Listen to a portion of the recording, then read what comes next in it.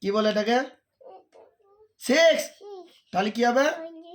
হ্যাঁ হ্যাঁ লেখ।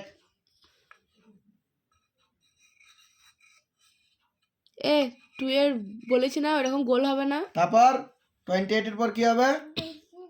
লেখ।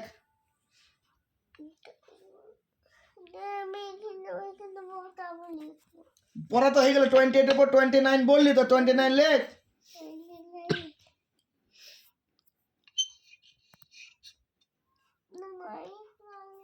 9 কিরাম করে তুই নিজে নিজে লেখ।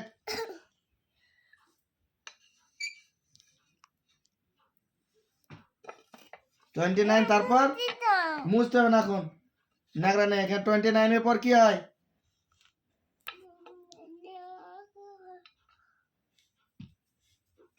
25 থেকে গুণ। 25 তারপর হ্যাঁ হ্যাঁ হ্যাঁ 9 তারপর লেখ। 30 কেন লেখ।